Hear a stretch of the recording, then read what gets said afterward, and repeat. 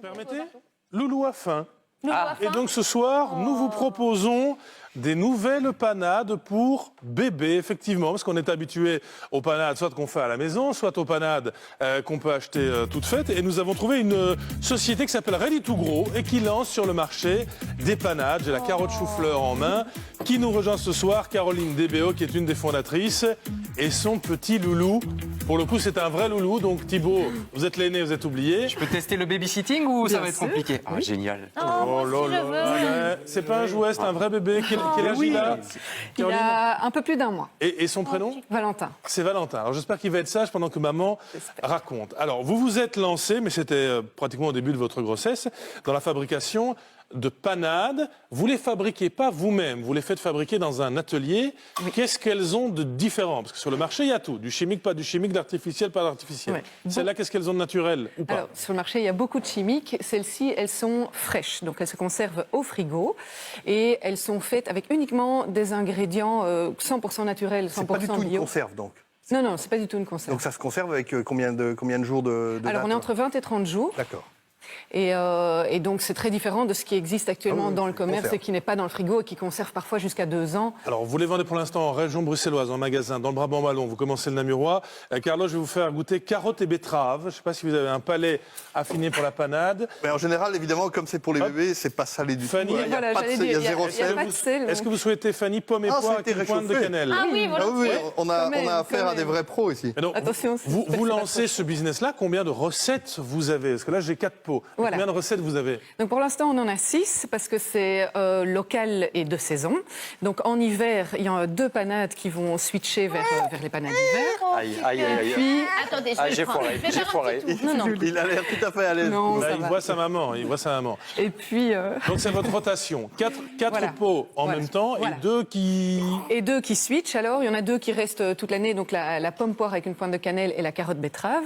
Et ensuite, on est en train maintenant de réfléchir à faire des recettes pour bébés de 15 mois et 18 mois. Vous voulez goûter, Hubert? Brocoli, petit pois, pois chiche. Bon, Merci. Brocoli. C'est vraiment très bon. Franchement, on y retourne. chiche. On mettrait bien un peu de fleur de sel, mais bon, c'est pour les bébés, donc pas de sel. Mais... Pourquoi vous ne les fabriquez pas vous-même, ou alors pour les dire autrement, vous les faites fabriquer par qui? Puisque ce soir, c'est un nouveau business, mais ce qui nous intéresse, c'est toute la filière de production. Voilà. Qui fabrique ces pots? Alors, c'est la Cuisine des Champs. Ils sont situés à Fernelmont et ils ont un super atelier. Ils sont déjà actifs dans le milieu de l'enfance.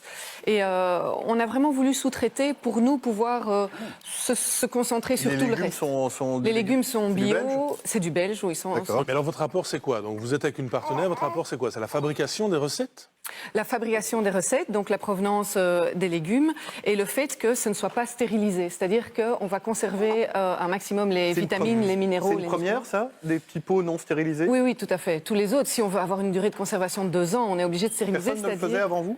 Il y en a qui ont essayé de le lancer il y a 10 ans, au début des magasins bio. Moi, je continue à manger, c'est bon. Oui.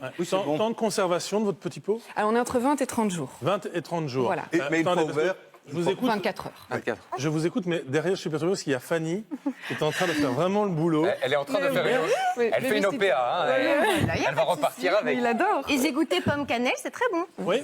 Vous donnez rien à vos enfants? Alors moi, j'ai jamais donné de petits pots à mes enfants, et donc en fait, les enfants, si on les habitue pas, la texture, ils n'aiment pas, parce qu'une texture de petit pot est vachement plus fine. Donc c'est vrai que j'ai eu du mal à leur donner des petits pots traditionnels. Carlo?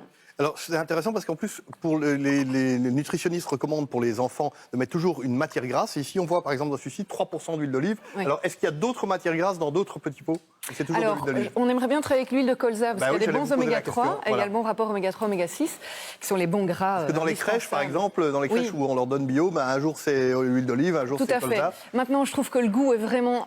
ça prend le dessous sur le goût, donc on est vraiment en train de faire les tests. Mais le but, parce qu'en plus, elle est stable à la cuisson, l'huile de colza. La question prix maintenant, donc ces petits pots. Un petit pot vendu en magasin, c'est quoi le prix?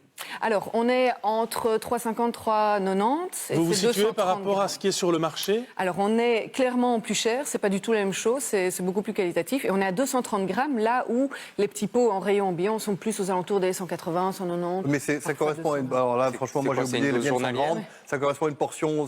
Alors, ça dépend si on a un bébé qui a une fille, qui a un garçon, quel âge est-ce qu'il a. C'est une belle portion. Parce que, voilà, nous, Estelle, mon associé et moi, on a des gamins, des garçons. Ils mangent beaucoup. Et avec les petites portions qu'il y avait dans le commerce, ils n'en pouvaient plus, ils en voulaient un deuxième. Donc on devait toujours en acheter 2. Ah ben moi j'ai un mangeur à la maison. Ah bah oui, ça c'est la bonne portion. Après tout, il est déjà très grand, il faut maintenir cette courbe de croissance. Une petite réflexion d'adulte, en calories, c'est très faible. 52 calories pour 100 grammes, c'est vraiment... Vous avez goûté Thibaut? Oui, honnêtement, on sent les légumes, on sent la fraîcheur. Effectivement, en tant qu'adulte, on a toujours ce petit goût de sel qui nous manque. Mais un enfant n'a pas les mêmes codes. Et c'est très bien de l'habituer très tôt. Ça s'appelle Ready to Grow, c'est toute une gamme que vous venez on va refaire des enfants. de sortir. Voilà. Tout le monde doit faire des enfants. Très mauvaise nouvelle à Fanny, c'est qu'il va falloir revenir bosser et rendre Valentin à sa maman. Voilà, merci d'être venu ce soir présenter votre nouveau produit et vous essayez de vous implanter un peu partout en Wallonie. Bonne soirée Caroline Merci DBO. beaucoup. Merci Bonne d'être venue avec le soirée. petit Valentin.